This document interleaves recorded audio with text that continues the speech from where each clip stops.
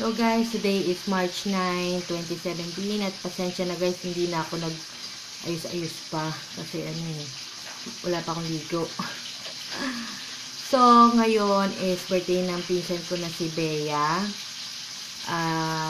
Nag-leave siya sa work niya today eh. Ito talaga yung exact day ng birthday niya. So, wala siguro siyang budget na pangkain sa labas kaya dinner na lang sa house.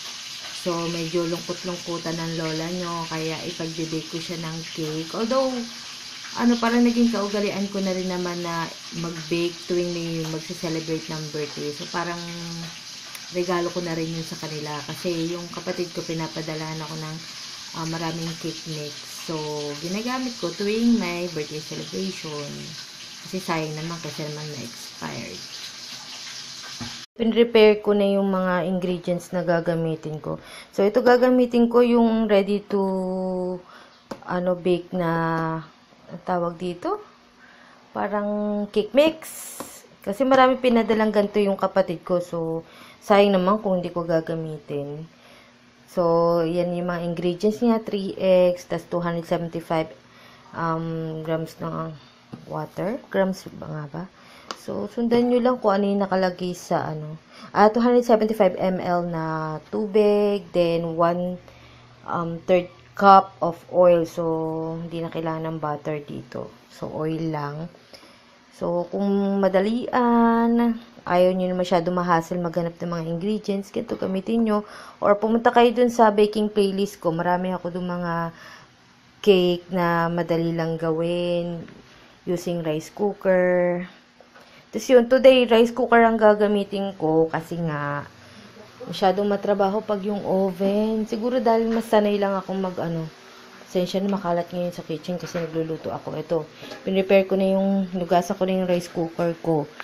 Pero, magluluto muna ako ngayon ng ampalaya. Ginisang ampalaya to man, Ginisang ampalaya, pang lunch namin ngayon. Yan. Saka, pritong isda. Hindi, magprito tayo mga isda kasi walang ulam si Crazy. Si Crazy, guys, yung pusa ko yun.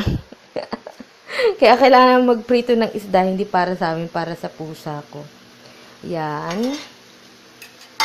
So, ayan, luto na yung aking ginisang ampalaya. Mukha lang yung hindi yummy pero masarap yan. Overcook. Kasi gusto ko sa gulay overcook. Alam ko hindi tama yung gano'n. Kaya lang, pag hindi kasi overcook yung gulay, lasang-lasa yung gulay, alam niyo yun, pagka kasi lutong-luto siya, parang nanunuot na yung lasa sa gulay. Pero, bahala nga, yun ang trip kong luto. Yung lutong malambot yung ampalaya. Ayoko nung masyadong crunchy kasi di ba mapakla to. Yan. Ayan guys, minix ko na yung oil, yung egg, saka itong water. Halu-haluin nyo lang yan. Wala naman akong gamit na mixer. Mano-mano lang yan. Ito, spatula lang gamit ko. Tapos, i-mix nyo lang. Basta make sure lang na i-mix nyo ng maigi. Tapos, kung meron kayong mas malaki na bowl, yun gamitin nyo. Kasi, wala kasi akong malaking bowl. Kaya hirap na hirap akong mag-mix nito. Kaya, hindi ko muna hinalo yung water. So, nakaprito na ako ng 2 pirasong isda. 2 pa. So, na-mix ko na yung aking cake mix. Hinalo ko na yung water. So, huwag kayong matatakot kapag nagsiseparate yung water doon sa mix. Ganun lang talaga yon. Basta, tiyagain nyo lang yung pag-mix at din yan, yung dalapot din siya. So, I suggest kapag ihahalo nyo yung tubig, paunti-unti lang yung lagay. So, ayan, nahaluin ko pa ito ng maigi. Kasi may makita nyo may mga lumps pa siya o buo-buong powder. Tapos, ito na yung ng cooker. So, ginrease ko lang siya ng onting oil. So, kung may cooking spray kayo, yung gamitin nyo. Pero, ito yung ginamit ko, tissue paper lang na nilagyan ko ng onting oil. Tapos, lalagyan mo lang yan sa paligid, saka dito sa baba. Pwede nyo lagyan ng parchment paper sa ilalim, o di kaya aluminum foil. Para hindi masyadong masunog yung ilalim ng cake.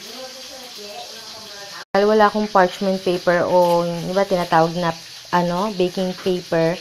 Aluminum foil ang ginagamit ko. So, nilalagay ko lang siya sa ilalim. Dito, ginaganyan ko lang, tinataob ko. Tapos, sinishape ko lang yung foil. Tapos, yung gugupitin ko lang yan. Susundan ko lang yung crease. So, ayan. Hindi naman kailangan super perfect yung pagkakakat nyo. Kasi, papasok nyo yan sa loob. Ayan. Tapos, i-grease nyo rin yung tissue na may oil. So, ayan siya. Tapos, ibubuhos ko lang. Yung itsura niya. Ibubuhos ko lang yung dito. Tapos, ayan. Tatakpan mo lang. Tapos, isasalang mo na siya mismo dun sa mismong cooker. Dito ako sa bahay ng kapatid ko. Magkatabi lang kasi yung bahay namin eh. So, pwedeng mag-over the backod. So, dito ko siya sinalang para lumit yung kuryente namin sa kabila. So, ipipress nyo lang. Ano lang naman to, yung ordinaryong rice cooker lang. I-press nyo lang siya dyan. Tapos, hintayin nyo siya na ito kasi cook. Malabo kasi ng camera ko eh. Ay, ano ba yan? Ayaw. Yan. Ito, cook, diba? Tapos, pupunta yan sa warm. Siguro mga ilang minuto lang pupunta yan ilaw dito sa warm. Tapos, hintayin nyo lang muna siya ng few minutes bago mo siya ulit pindutin. Kasi, pagka pumunta agad ng warm, tapos pinindot mo agad, hindi siya, pupunta pa rin siya sa cook. So, maghihintay ka muna ng few minutes bago mo siya pwede i-press. So, ipipress mo lang siya hanggang sa maluto yung cake. So, malalaman nyo kung luto na yung cake, makikita nyo lang mamaya, okay? Para mas maintindihan nyo. Yan, nasa warm na. Pipindutin ko siya. Yan, nasa cook. Tapos, gano'n na.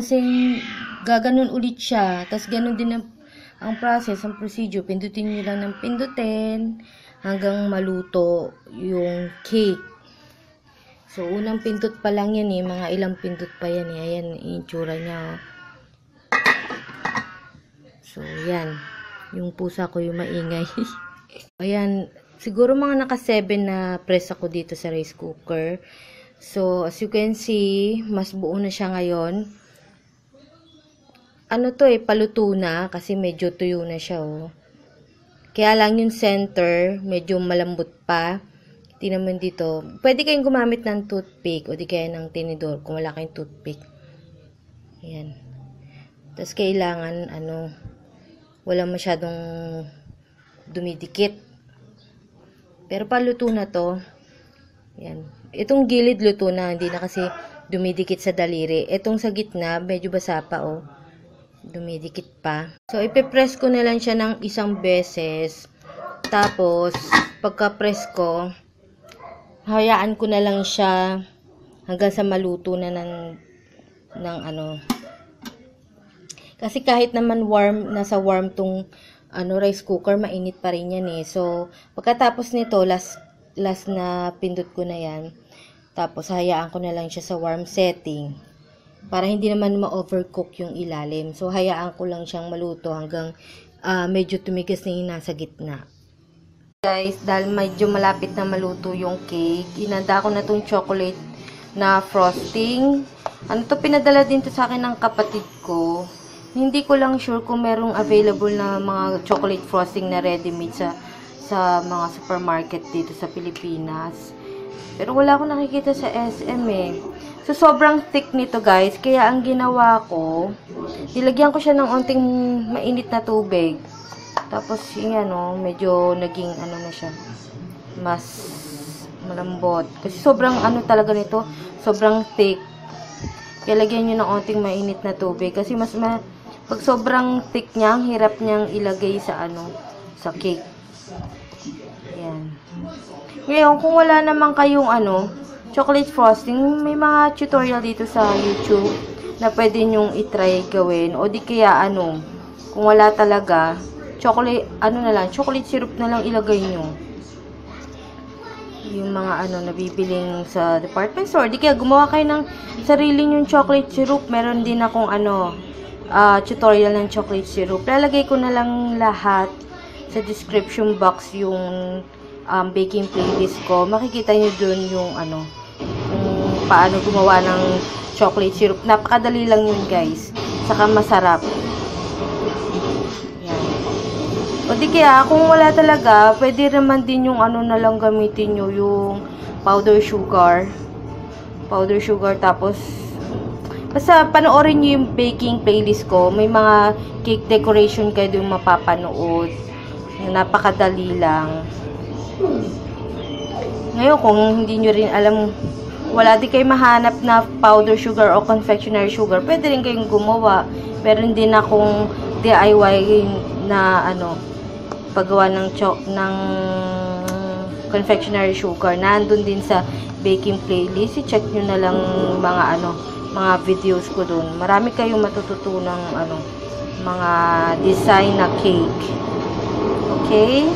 Tapos guys, meron akong ganito. Tissue to na may happy birthday. Pinadala to ng kapatid ko. Kasi dapat may party kami ng birthday ni mama. Dami niya biniling ganito. So, ayan. Pero alam ko makakabili rin kayo ng mga ganito sa sa Daiso.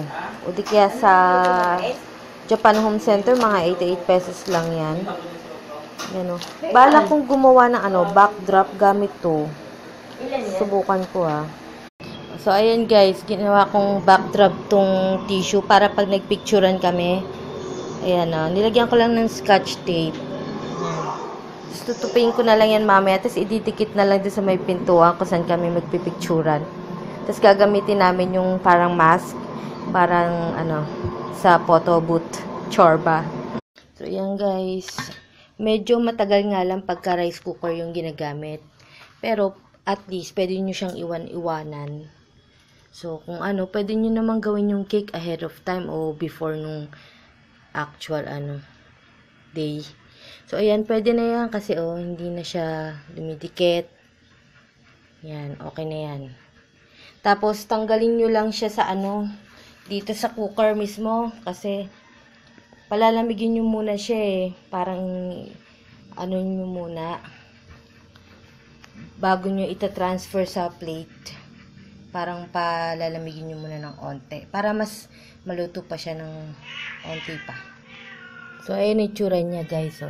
So, diyan ko muna nilagay. Tapos, takpan muna. Tapos, palamigin nyo muna bago nyo ilagay sa plato, ha. Para mas, hayaan nyo muna siya mag-rest muna dyan. Kasi, pag iniwan nyo siya dito, mainit pa rin yung ilalim na yun, Ayan. Tapos, ayan, pwede nyo to, guys, ilagay sa cake boxes. May mabibili kayo nyan sa palengke. Pero dito sa palengke, kaya lang medyo, hindi na kami nakabili. Kung wala kayong budget, pwede naman itong mga paper plate na lang. O di kaya yung plato nyo na lang na mismo. Yung plastic plate, pwede rin yun.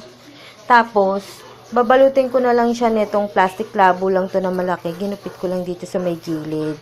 O di kaya, pwede nyo gamitin cellophane. O di kaya yung, alam nyo yung plastic na pang sa flowers. Yung, pwede rin yun.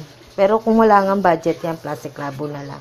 Yan, tapos make sure na walang may iwan na foil ha guys. Kasi baka mamaya may makain na foil. Yan ang kita nyo. Itsura niya. Yan, ganyan. Tapos i-spread out mo lang. Yan. So, tingnan nyo guys. Mas madali siyang i-spread nung nilagyan ko siya ng nung mainit na tubig. Mas siya. Ganyan lang. Tapos, ang gagamitin ko pang decorate, itong parang nips. Para tong nips. Kinuha ko lang to sa tindahan ni mama. Tapos, ganyan, gagawa ka lang ng parang flowers. Yan, simple lang. Ganyan lang siya. Tapos, babalutin ko na lang siya nung plastic. Tapos, ayan guys, kinupit ko lang yung, yung plastic labo. Dalawang plastic labo yan na kinupit ko yung magkabilang gilid. Ayan. Tapos, nilagyan ko lang ng scotch tape para maging malaki siya kasi hindi magkakasya doon sa cake. Ito guys, nabalot ko na siya. Tapos, ginamitan ko lang siya ng yarn. Pwede rin kayong gumamit na kahit anong pantali. Pwede rin ribbon. Tapos, ito, nilagyan ko lang ng gift tag. Pwedeng gumawa na lang kayo mismo niyan kung wala kayong ganyang gift tag or yung card na happy birthday na card. And then dito ko dinikit yung candle sa likod. Nilagyan ko lang ng scotch tape.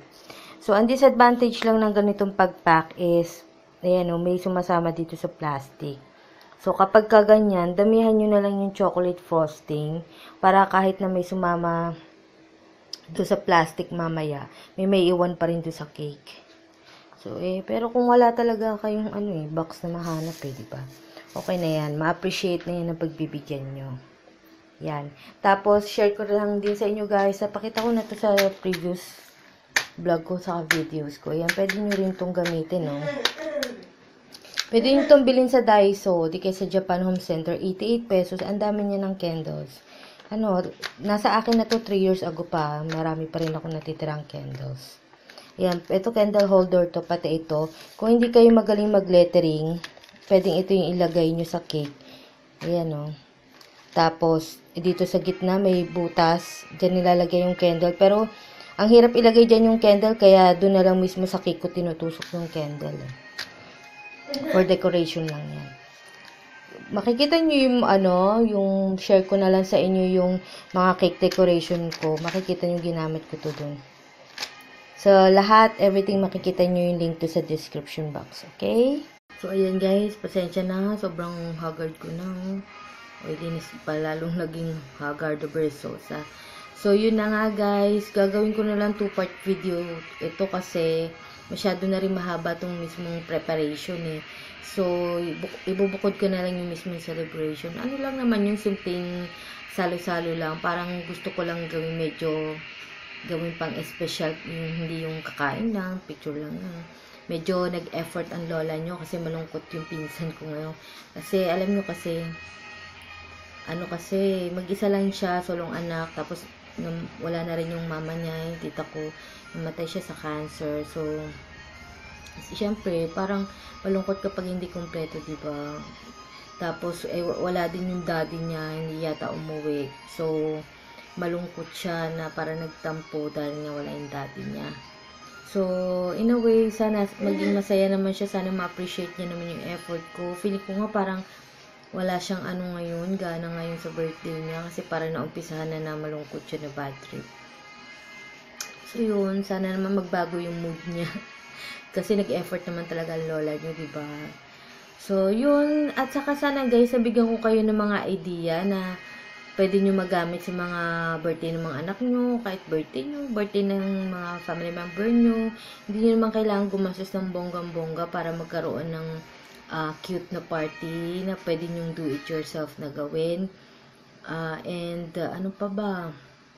Kung wala kayo mahanap ng parang tissue na happy birthday, pwede naman kayong gumamit ng ng mga cortina na lang, o di kaya yung mga cute na gift wrapper, yun na happy birthday, yung pwede nyo yun, pag dikitin nyo, gawin nyo siyang backdrop. Tapos yung gawin nyo parang photo booth, yun. Tapos kung marami kayong mga aksesorya, mga sunglass, gawin nyo mga mga props sa photo booth nyo, mga sombrero, yun. Kung may mga wigs kayo, yun, gamitin nyo yun. So, yun, sana lang maging happy, no? Ayoko naman sanang masayang yung effort ko. Sana kahit paano maging hindi naman boring yung party. Yun kasing hate na hate ko yung parang ang boring. So, yun. So, see you na lang ulit. Mamaya. Ito muna yung unang video, tapos mag-upload na lang ulit ako ng panibago dun sa actual na celebration. So, yun. Bye-bye!